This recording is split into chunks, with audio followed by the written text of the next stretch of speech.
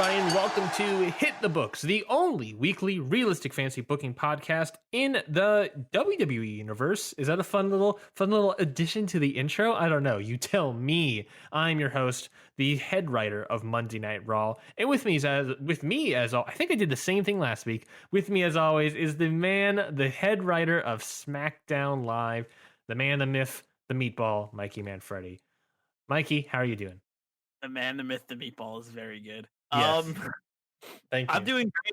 I'm excited. TLC is coming up. We're almost at the go home show. Yeah, what? This is 2 weeks left now till TLC. I'm very excited to get right into it. Yeah, 2 weeks. The go home to the go home show. The classic go home to the go home show. The go home to the go home show in front of us. Very exciting stuff. I always feel like the go home to the go home show has the most like setups and story like beats until the pay-per-view. I don't know about you, but like it's like the go to the go home show, and then the also go home show is like, oh, and then here it's like, and we blow off, and then it happens at the pay-per-view. But now it's just like, it feels like the more like the story, like the climax of the story almost feels like sometimes it's happening in the go to the go home before the big pay-per-view. That sometimes happens like AEW. I know that always feels like it happens, and other companies, WWE does it. WWE kind of just waits to the go home.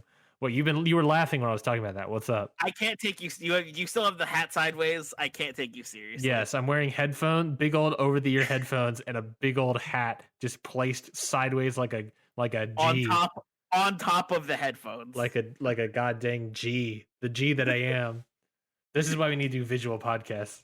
I hate them. We'll do video versions, live stream versions of the show. But yes. So I always like the go home show. We're bringing up the TLC, and what's the most exciting part about TLC, Mikey, is that once we get past TLC, after that we've got the Rumble. Oh, I love the Rumble. One of the biggest and most hardest things to book. 100%. It always comes down to us being like, okay, then we're gonna have all these people in here, and then bring them out. And when did we bring them out? Yeah, let's bring out this person now, and then the winner. The winner, The winner is going to be even more interesting this time, since we're on different sides for the Rumble.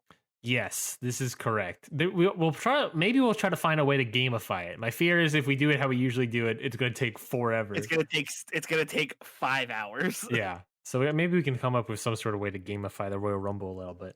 But until then, we still got ways to go. We still got months to go. Like we said, the Go Home Show. If you're new here, thank you for stopping by and taking a listen. Thank you for opening up the door into this podcast studio. You're listening to Hit the Books Radio, HTB Radio. Basically what we do every single week is that Mikey and I write down our own versions of SmackDown and Raw respectively. We're booking all the matches, the rivalries, the championships, the storylines, the results, all those sort of things. And we've been doing it every single week for about 2 years now. We have a whole history, a whole backstory, and we're keeping it going, folks. And today we have the Go Home to the Go Home show before TLC. I think there's only one match critically announced for it so far, but we'll get to what that match is and possibly other matches in today's episode. Oh, yeah. Well, let's get to it. I'll open up with Raw. I'm going to take this hat off because for some reason it's hurting my ear. Oh, thank goodness. I could actually take you seriously now. I think, and by that you mean for the first time ever in my life, or I'm always sort of a little stinker. Ryan, little stinker Knightsy. That would be my nickname.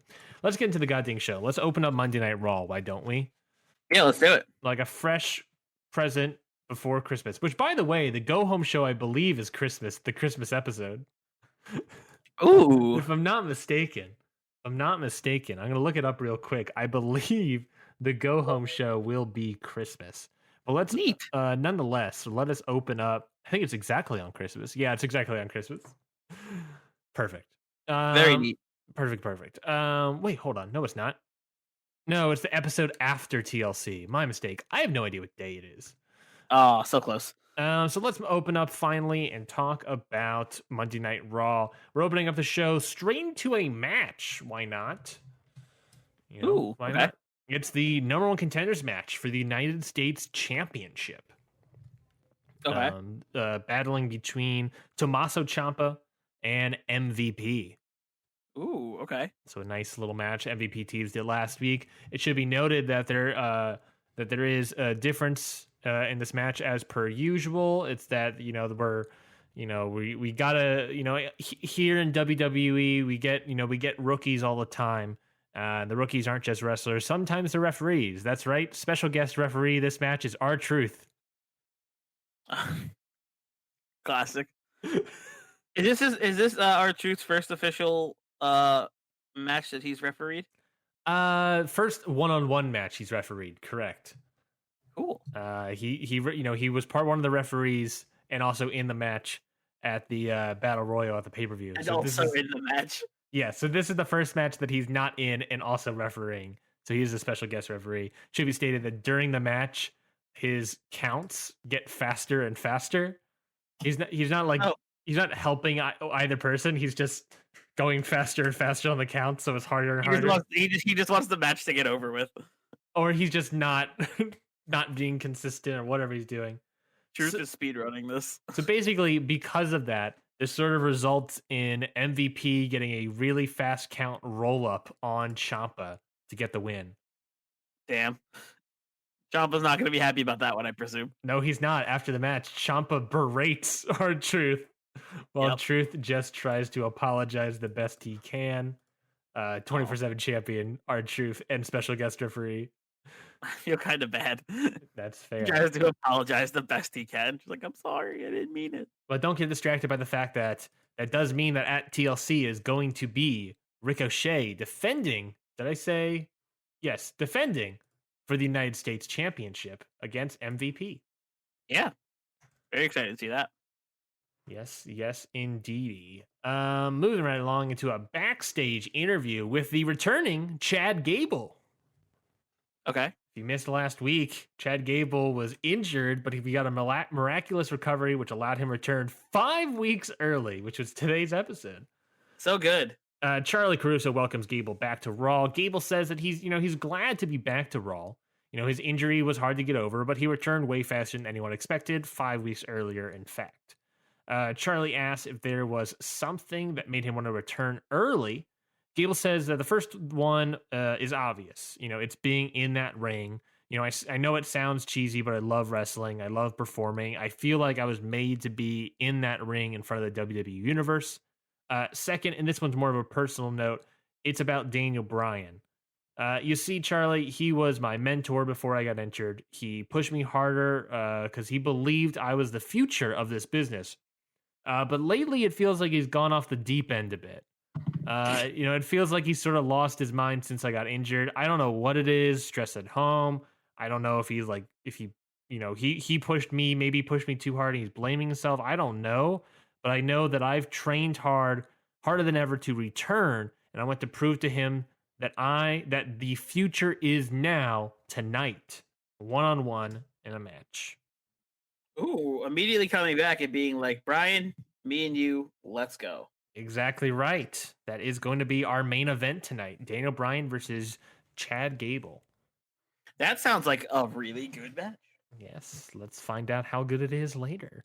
Next up is a tag match, and it is the Raw Tag Team Champions LLC taking on Ali and Alexander in a non-title match.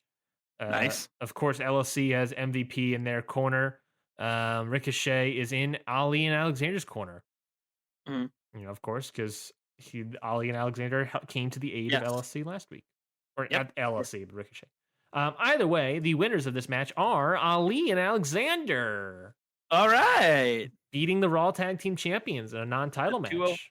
The 205 guys. The 205 guys. I think that's way better than the Fly guys. The 205 guys is not bad whatsoever. Even though Ricochet was never on the program, but Ricochet is 100. Ricochet is probably billed as 206, right? That's going to be my guess. Mm-hmm. I'm gonna look that up real quick. Build. Oh, it just says build height. Great. Great. Build weight for Ricochet. I want to guess. Oh, 188 pounds. Great. So why is he? Put him in Great. 205. Moving right along, we had a backstage interview with Mickie James and Chelsea Green. Charlie Caruso asked them what happened last week. Chelsea Green says that she was upset with James after beating her in her debut match. But here's the thing. She's a goddamn legend in this business. So I listened to what Liv said, put my feelings behind me, and went out to help Mickie last week. And now we're better than ever. James then says that last week she was hoping for the Raw to go after the Raw Women's Championship. But if someone like Chelsea got by her side, they're going to go after the tag team gold. But we're going to go out and prove it tonight by beating Candice LeRae and Rhea Ripley next. And then the two leave for their match. Which is straight into the next match. Mickie James and Chelsea Green with Liv Morgan in their corner. Fun fact. Taking on the team of Rhea Ripley and Candice LeRae. Okay. And it should be noted that after all these teams come out, Shayna Baszler walks out, and she's on commentary for this match. Okay, I like that. Sizing up possible competition. Mickie James and Chelsea Green get the win over Rhea Ripley and Candice LeRae, with Chelsea Green pinning Rhea Ripley. Ooh, big time pin by Chelsea. Big time pin by Chelsea is indeed, that is correct. So yes, the win goes to Mickie James and Chelsea Green over Ripley and LeRae. Mikey, well, we'll get to your thoughts later. Let's keep the train rolling. Yeah, keep the ball rolling. We got light comments throughout, but deep thoughts later. Next up, we got a video package. It's just sort of video profiles on Roman Reigns and Keith Lee. Shows Roman as a sort of ruthless leader, Keith Lee as a conquering babyface. And we announce officially that there's going to be a match between the two at TLC for the WWE Championship, and that match is going to be a tables match. Ooh, kind of set up for that last week with the announced table spot. Yes, and I'm using the idea that Roman Reigns is the head of the table.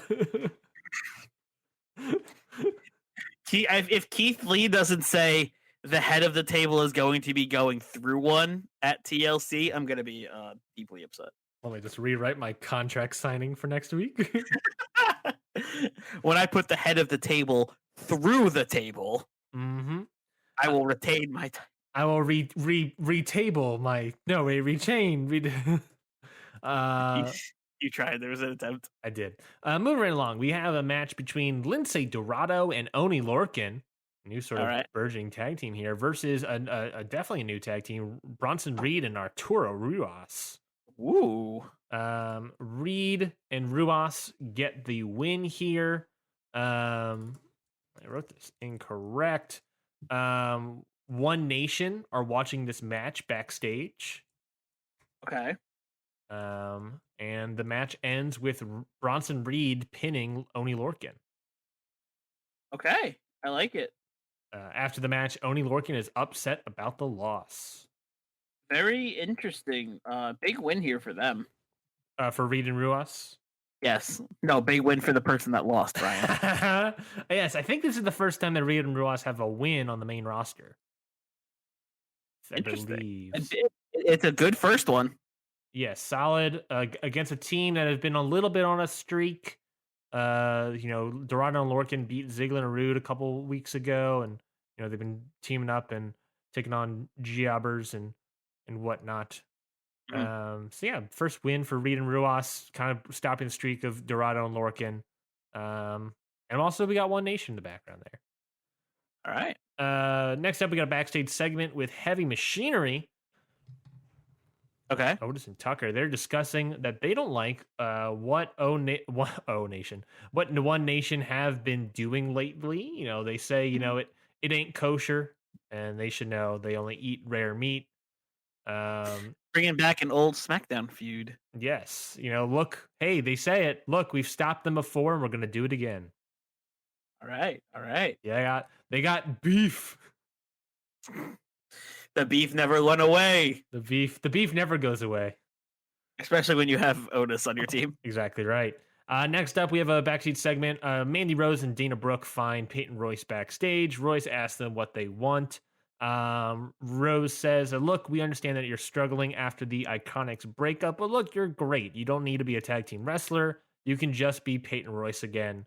Royce says, that's easy for you to say. You guys are a great team.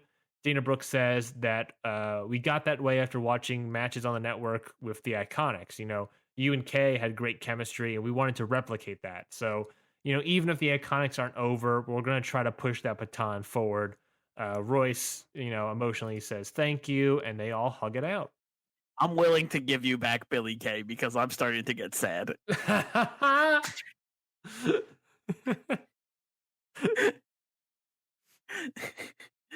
Why is that?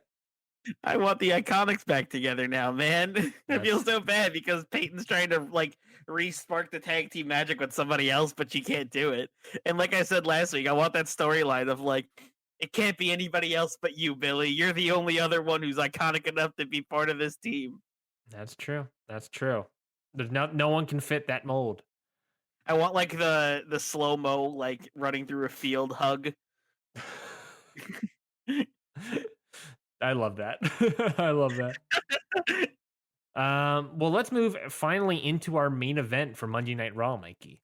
All right. That main event, like we said, Daniel Bryan taking on Chadathan Gable. Chadathan Gable. Yes, he's no longer Shorty G. It's Chadathan. He's no longer Shorty G. His name. He's all grown now. He's now Chadathan. Please, Shorty G is my father's name. Call me Chadathan. Chadathan Gable. But yes, they got a main event here. A lot of back and forth action. You can picture in your mind as this is being Chad Gable is on equal playing field as Daniel Bryan, if not better. Bryan, however, is also the veteran. Just pure technical wrestling skill, just putting on a clinic basically. But Bryan has more endurance. Obviously, Bryan puts Gable in the label lock for the finish. Gable refuses to tap out, but this because he's not tapping out, he ends up succumbing to the label lock, passing out instead. And this ends the match by referee decision. Does the ref do the thing where he lifts his arm up and drops it? Yes, exactly right. Referee decision. Daniel Bryan gets the win. All right. I like Chad Gable not tapping out here. Yeah. Hey, when I do no tap outs, and I do they matter. I'm protecting Gable in this loss, but still loses nonetheless. After the match, Bryan, sort of weirdly distraught, leaves the ring, grabs a chair and a microphone. He sets down the chair next to Gable, who's sort of passed out and whatnot. Sits in the chair and says that he appreciates everything Gable's done. And he has clearly proven himself to be the future of the business. The future is in good hands, just like State Farm. Bryan... Is that State Farm? Allstate? I don't remember. Bryan then quickly grabs the chair and slams it into Gable, attacking him. Bryan yells that he, in fact, is the present. I am Daniel Bryan. I am professional wrestling. And you, Edge, you don't belong. Bryan leaves the ring to grab a ladder. Bryan brings the ladder back into the ring, sets it up over Gable, with the bottom rung over Gable's neck.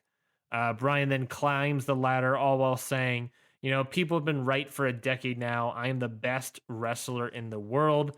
I'm beyond the greatest of all time. I'm simply the greatest. He's no longer the GOAT. I guess that means he's just the G.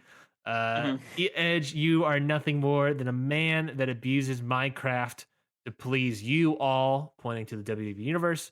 I am not here to please you all. I'm here to cement my legacy as the greatest. Edge, I accept your challenge, but with one catch. If I win, you go back up north and get out of my WWE. If I win, you go back to taking care of your children, getting fat off of donuts. Edge, if I win, you retire for good. Get him out of here, Daniel Bryan says. Yes. Suddenly, Edge music hits. He runs out to the ring. Bryan tries to climb down the ladder, fend him off, but not fast enough to avoid getting speared by Edge. Ooh, all right. Edge picks up the ladder, slams it into Daniel Bryan. He grabs the mic and accepts. Ooh. And big stakes just got put on this one. Big old meaty steaks. I'm not talking about heavy. Big machinery. old meaty heavy machinery steaks. Heavy machinery size steaks. So that is it. That is Monday Night Raw. Edge versus Daniel Bryan for the TLC match. If Bryan wins, Edge retires. I like it. I like it. Yeah, so there we go. Mikey, thoughts on Monday Night Raw? I loved it. Great Raw. Set up for the tables match really well. You got Chelsea Green pinning Rhea Ripley, which is really interesting. Chad Gable coming back, making his return, not tapping out to Daniel Bryan, losing but not tapping out is really cool. Mm-hmm. And then of course the end where Edge puts his career on the line at TLC. Adds great stakes to the match. Great, big, hefty, heavy machinery, rare stakes to the match. Yes. My half of the TLC card so far that has been announced. Edge versus Daniel Bryan in a TLC match. If Bryan wins, Edge retires. Ricochet versus MVP for the US title, and Roman Reigns versus Keith Lee for the WWE Championship in a tables match. All right, love it. Yes, we got some obvious. You can probably guess what the other matches might be, but we'll get there when we get there. So yeah, Mikey, Monday Night Raw is in the books. You won last week's poll. So why not you god dang hit me with that beauty of a randomizer? Ooh, I'm on fire, Ryan. I know you're on fire, and I'm upset by it. I'm getting smoked so badly. By the time this season's over, I'm gonna look like Anakin Skywalker. Is that a fun? You're getting smoked so badly. The Street Profits are gonna want to see you soon. I'm getting smoked so badly. Otis wants to eat me because of my high smoke point. Great. Flawless. Oh, no, I got 5 more. Okay, Ryan, I rolled the randomizer. You got an interesting one this week. It's nothing happens. Please, nothing happens. You got a heel turn. Interesting. A face superstar must turn heel. Oh, interesting. Indeed. Ha ha ha. Ha ha ho ha hoo hoo ha ha ho. Well, I guess. Well, the difficulty is, I guess I technically, you could maybe argue that James and Green are heels now, but if that happened, that was last week.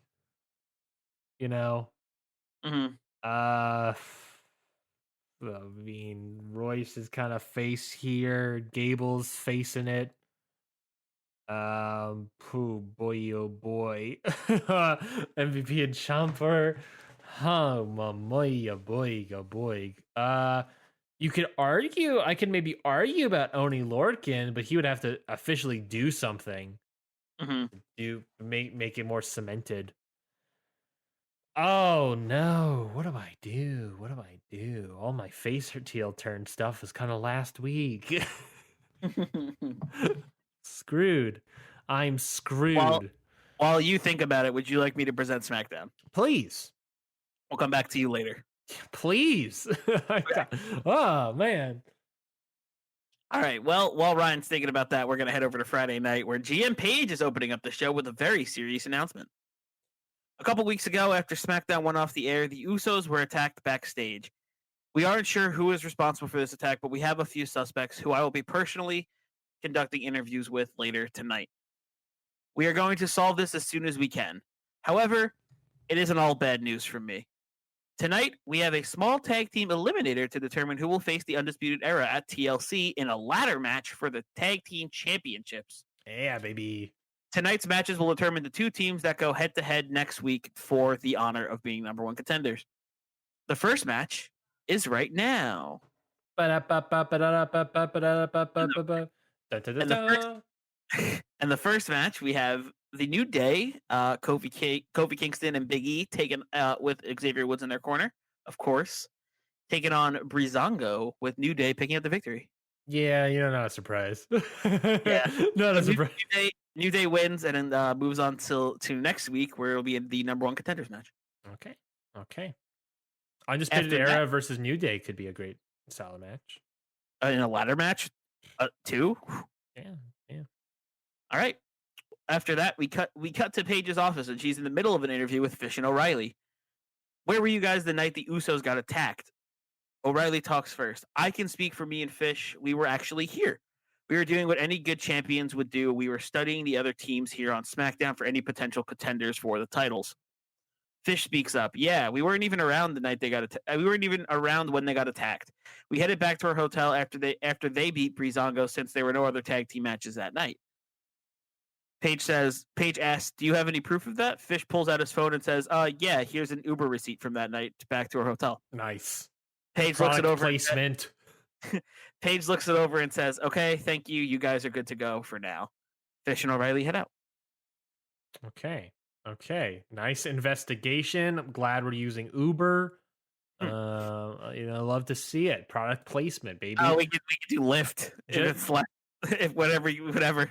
No, Uber's from insert rideshare service here. Uber's great because just like WWE, Uber doesn't treat its employees properly. Sorry, independent contractors properly. Lyft it is. Same thing. Great. So after that, we have match number 2. We have Bianca Belaire taking on Lana, in which Bianca Belaire picks up a victory.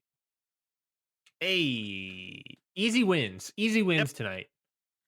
Yeah, the matches aren't. The story's being built in the segments tonight. Yeah, I figured as much. After that, we got a video package, and it's Sheamus sitting in a hospital room with his arm in a sling. Owens, congratulations, you're now on my radar. You mess with the wrong champion, and you aren't ready to face the consequences of your actions. At TLC, which I wouldn't miss for the world, Sheamus pauses and rips the sling off his arm and stretches it out as he continues. Hey, nice. I'm going to show you what it means to mess with me when we go head-to-head this Sunday in a chairs match. Ooh. He gets up off his bed and pats it. And he gives it like a little pat, and he continues. I'm going to beat you down with cold, hard steel until the next person who occupies this hospital bed is you. Yeah, baby. And Sheamus walks off screen. Pop. That's a pop for me, baby. Oh man, love it. If I could give one note, I believe it's only responsible for Sheamus to start the thing saying that if you mess with the bull, you get the horns. Yeah, okay. Go real Irish with it. Mess with the bull, you get the horns. That's not an Irish accent. I can't do accents. The Knightsey family is famous for unable to do accents. Interesting thing to be famous for. Yeah, well, I guess it's infamous then. We can't do accents. I'm sorry, folks. All right. Well, after that, we have match number 3. We have Rey Mysterio taking on The Miz, which Rey Mysterio gets the victory.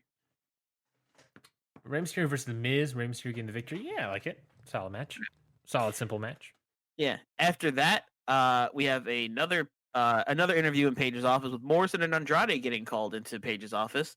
She sits them down and says, "You both probably know why you're here, so I'll just cut right to the chase. Where were you 2 weeks ago when the Usos got attacked?" Morrison says, "We were pulling a late night at the gym. We weren't booked that night, but we figured we'd stop by and use the facilities and scope out some competition in the tag scene. If we wanted to take out the Usos, we would have done it on TV in front of the entire WWE universe, not in secret. We would want them to know it was us who beat them. Are we done here?" Paige nods. She says, "Sure. I did hear from a couple people that you guys were at the gym that night, and you have a big match to prep for coming up later. So go ahead, but you aren't 100% off the hook just yet." Morrison and Andrade head out to prepare for their match in the main event. Interesting. Do we know who you haven't said who their match is in the main event yet is? No, we'll get there. Okay, interesting. We have one more segment and then we're in the main event. Interesting. After that interview, after that little interrogation, we cut to a backstage interview with Finn Balor about his win last week over Mastiff. However, before Finn Balor can begin, he gets jumped from behind by Mastiff and Rollins, who start to beat him down. Yeah. Before things get too hairy, though, AJ Styles runs in with a kendo stick to make the save. Ooh. He gets a couple of good shots in and chases off Rollins and Mastiff and helps Balor to his feet. You know, when the match happened last week, I didn't think much of it with Balor being involved here now. But now, I got my Teddy Long mind tingling, and it really feels like we're leading to Rollins and Mastiff versus BC Styles and Balor. So I'm really interested now. Maybe. My interest has been certainly peaked. And after that backstage interview, we have the main event. We have Morrison and Andrade taking on the Street Profits, and Morrison and Andrade pick up the victory. So next week, it'll be Morrison and Andrade taking on the New Day in a number 1 contenders match for the tag team titles at TLC. Interesting. Because those are both... Because New Day and Undisputed Era is like a sexy match, and the fact being ladder match. However... So like, yeah, because this is the end of the SmackDown, correct? Yes. So yeah, Street Profits would have been great. They have a history of ladder matches, and they would have been great in here too. But Morrison and Andrade have been on a streak lately. And if I know your booking, if you get on a streak, you tend to have title matches at the pay-per-view. But the sexier match is definitely New Day and Undisputed Era. But because then you could do the match and then you can spin off and to do a bunch of 6-man tags, or at least that's what I would do. That's what I would definitely do, because I love me some 6-man. Not teasing anything moving forward in my future of my cards. No, nothing at all. Nothing whatsoever. I don't have factions of 6 people. Quickly erasing the 205 guys in MVP and the LLC. And Liv Morgan, Green, and James. Interesting. Yeah, no, I like it because that's tough. I really don't know who could win that match between Morrison, Andrade, and New Day, because it really is up in the air for me. Other than that, love the Sheamus promo. Popped big for that one. Love that final line of, I'm going to hit you with steel until the next person occupies this hospital bed is you. I just think that's a great great sort of promo there. I just think that's really good. I like this sort of murder mystery thing that you're doing. I'm a fan of murder mysteries. You don't have our truth in your corner here, so I don't know how you're going to solve it. But that's your problem to solve. I don't know who it would be. Maybe Morrison and Andrade, just because they're the heels and whatnot, and maybe it was looking that the Usos could get it. But I can't say for certain. Maybe it's none of the tag teams. Maybe it's like Karrion Kross or something. I haven't seen him in a while. Maybe it's him. I don't know why he would do that though. Guess we'll see. These are all my comments and questions and concerns. No Sami Zayn, Bray Wyatt this week, which I think is fine because you have next week to do more go homey stuff with them. I'm honestly considering maybe not even putting them in TLC. I'm thinking about possibly slowly building this feud even more and putting because I only have 4 spots. I don't have that much room to do little extra storylines. Yes. But I really want the one I've been building. I feel like more, and I feel like the build I've been liking better is the Mastiff Rollins Balor AJ feud. Yeah, that could be a fun tag match at the pay-per-view. So I was thinking maybe that at TLC, and then keep building Zayn and Wyatt possibly. Yeah, you can always do Zayn and Wyatt as Wyatt and not make it like non-title nonsense like they did with Miz that one time. I guess I'm thinking about it. We'll see. Yeah, no, you have it. You puts you in a little bit of a spot, right? Because you have more storylines happening, but what are the 4 best to put at a pay-per-view or whatever? Like at least 3 of my matches are set in stone this week. Yes. That I know of. It's gonna I know of we know Owens and Sheamus. We know Era's gonna have a title match against either Morrison and Andrade or the New Day, and we have Banks and Charlotte. This is true. I liked it. I think it was a solid SmackDown. I like the idea of Mysterio getting a match in here. I noticed looking at our rankings and stuff that looking at the overall rankings. Was it the overall rankings or was it? Let me see. Scroll down here. Scroll down. Where is the hell? There's Dominic, but where is Ray? Ray, where are you, buddy? Oh, okay. So it was like in the Ocelot scoring thing, which is the part of our ratings that talk about like quality of wins. Dominic and Rey Mysterio are like right next to each other. and you haven't been using them as a tag team. They've just been kind of winning, losing, and next to each other. Now with a win over Miz, Rey Mysterio. So Dominic broke that last week, but now with a win, Rey Mysterio is back up with Dominic probably. So I was just noticed that. I was like, oh, that's fun. That's just a funny coincidence, huh? Yeah, exactly. I think it was good. You know, the matches, you know, Morrison Andrade was probably the only real, like, this could go either way. I mean, Rey Mysterio and Miz could have gone either way, too. But New Day beating Breezango doesn't surprise me. Bellaire beating Lana, I mean, come on. Yeah, it was a night of mostly easy matches because I wanted a lot of the storytelling to be in segments and video packages this week with the like I wanted more of the focus to be on the tag teams this week. Yes, obviously, yes. But what it is like it's very old school, and I don't know if you realize it, but it's very old school, like, you know, 90s, not 90s, like just old school, like NWA stuff where, like, you know, they'll have like quick, easy matches where the obvious person versus not really a jobber, but just a lesser than team and Breezango or Lana or whatever.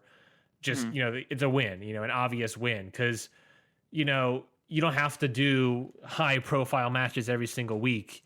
You're building up a team, you're building up a person. So they got to get wins against some people.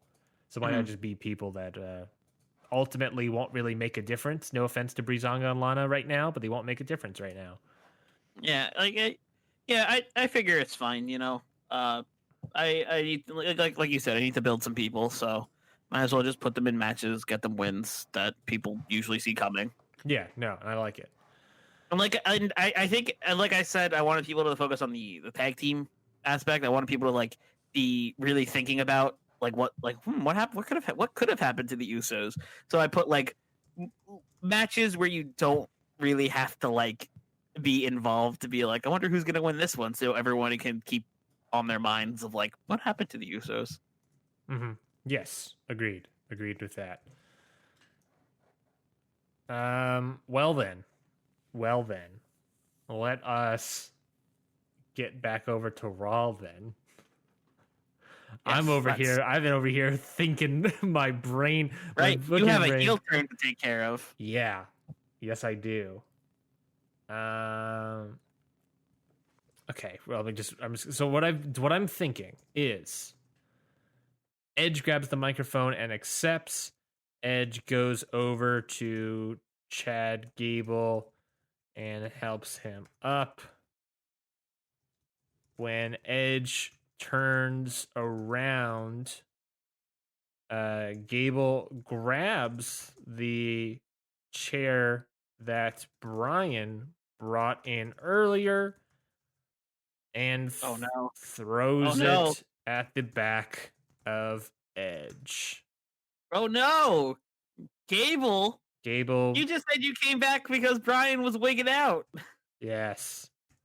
Gable hits Edge with the chair a couple times.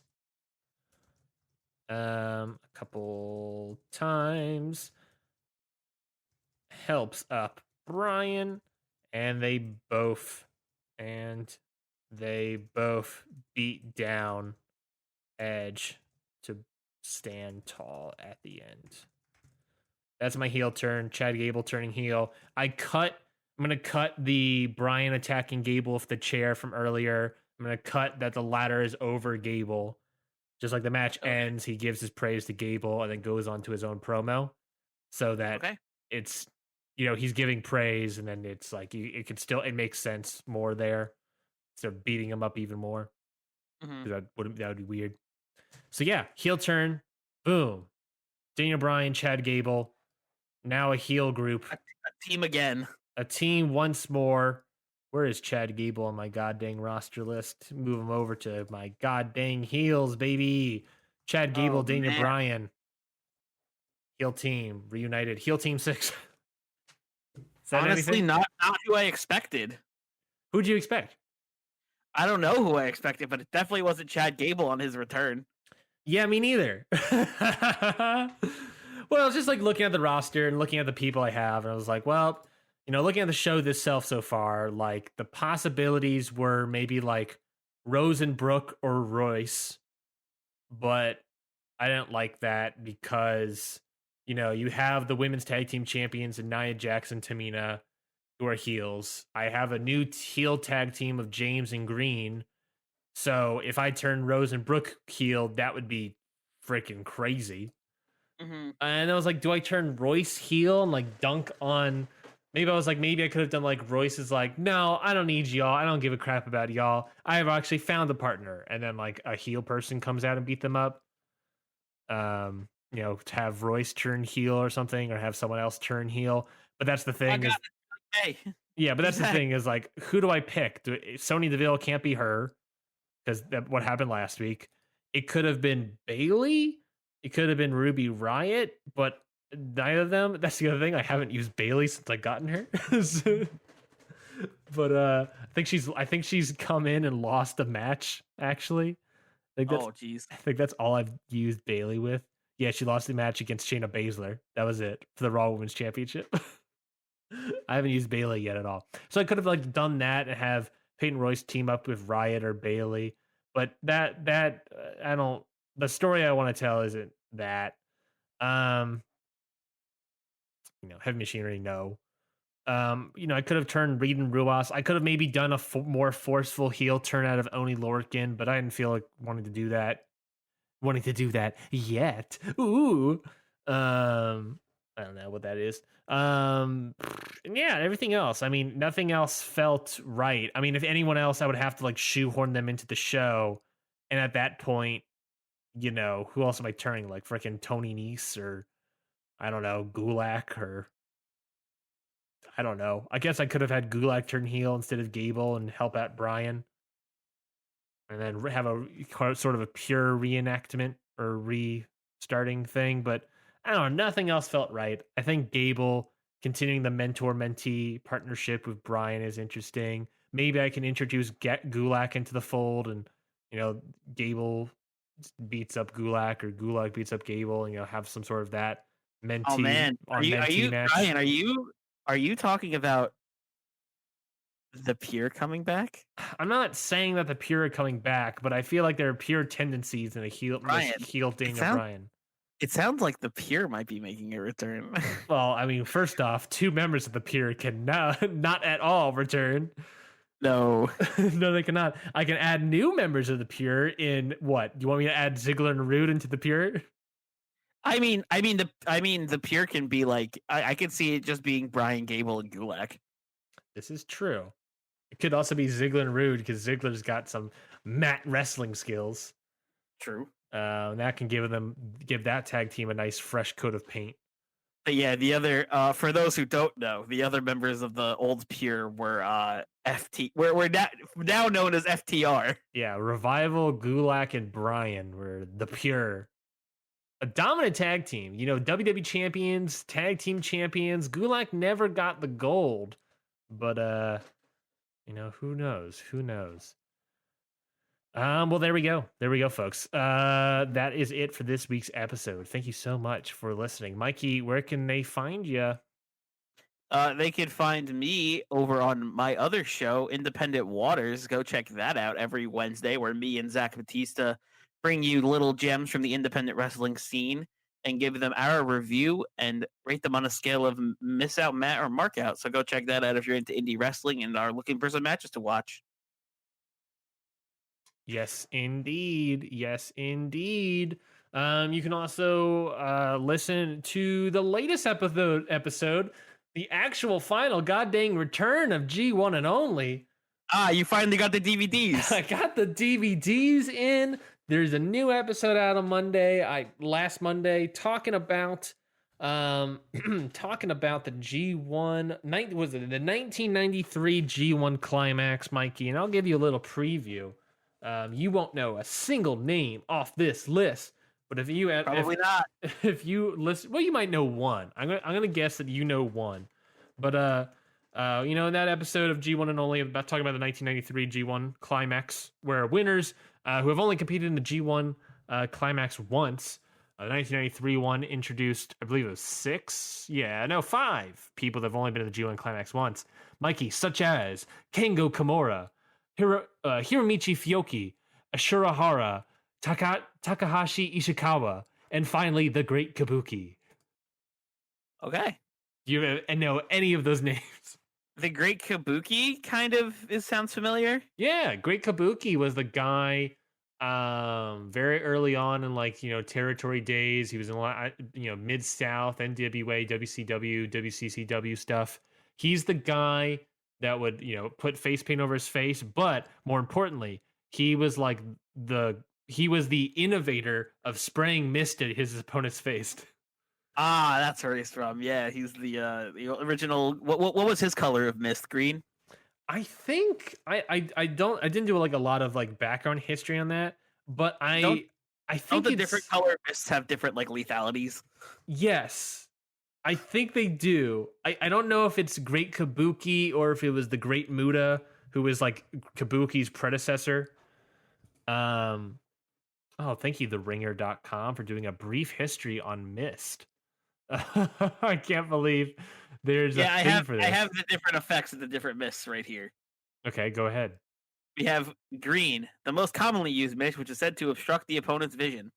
Red, quite often used, but is said to burn the eyes, used by Gangrel, which was known as blood mist. Great. Black, said to blind the opponent for several weeks. Oh my god. Tajiri used this on Nydia. Sure. Blue sends the opponents to sleep. Yellow paralyzes the opponent. And purple causes momentary distraction and memory loss. Wow.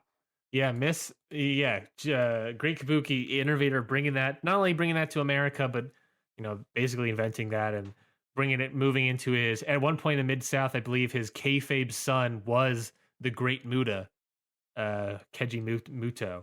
So it was, who also is a mist user. The black mist is clearly the most dangerous. Obviously, I don't know why you wouldn't have black mist. I think it's in Stardom, Mayumi Iwatani does mist. Because maybe people are like, I want to win this match, but I don't think I want to blind this person for weeks. No, I mean, if you need I'll just stick with green. If it's a blood mist, blood feud, I don't see why not. But I think it's in Stardom with Mayumi Iwatani that she does mist. But she I've seen her have a match. I think it was against Kagetsu earlier this year, actually, before Kagetsu retired, where Mayu Iwatani misted Kagetsu 3 times, and each one was a different color. Jesus Christ! It was red and blue and green or something. It was oh, this is great. But yeah, go check out G1 and Only. We talk about all of their performances in the G1 Climax. We talk about so many other things. I think it's a very nice, solid return. And then we'll, watch more stuff. We're coming up on cool stuff. Next episode will be interesting. We still have plenty of interesting people that have only been in the G1 Climax once, such as coming up down the line, Mikey, Ric Flair, Buff Bagwell, Tajiri himself, and of course, nice. All the way down to modern day Hangman Adam Page and Jon Moxley. Love it. Yeah, so we'll get there when we get there, folks. But right now, go check out G1 and Only. Great show. A lot of good praise about the show. Got a good listenership there, so go check it out. And that is it for this week's episode of Hit the Books. You can go subscribe to us at CountOutPod on Twitter. Again, that's at CountOutPod. If you like what you heard, you can give us a follow, sort of talk about what we're doing, but also you can go vote. I think that's the most important thing that we didn't touch on, is that you can go vote on which card you thought was better. Was it my version of Raw? Was it Mikey's version of SmackDown? You can go vote right now by going and heading to our Twitter page, again, at CountOutPod. There'll be a pinned tweet at the top of our profile where you can vote which card you thought was better.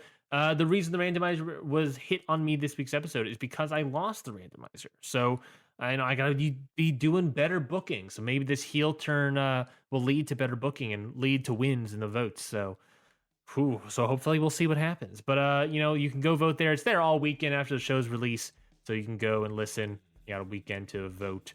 So go to there. You can also go to our YouTube channel. You can also go to our website, countoutpod.com. Plenty of places you can go check us out. And that's it for this week's episode. We love you all. Talk to you later. Talk to you soon. Talk to you soon. Until next week, we'll see you then. Have a good one. But we've got 2 words for you. Book it.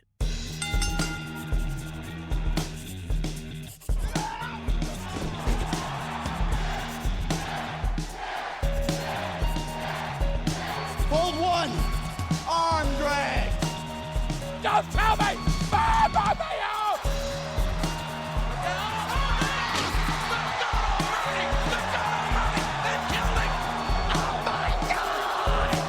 You will go one-on-one with The Undertaker!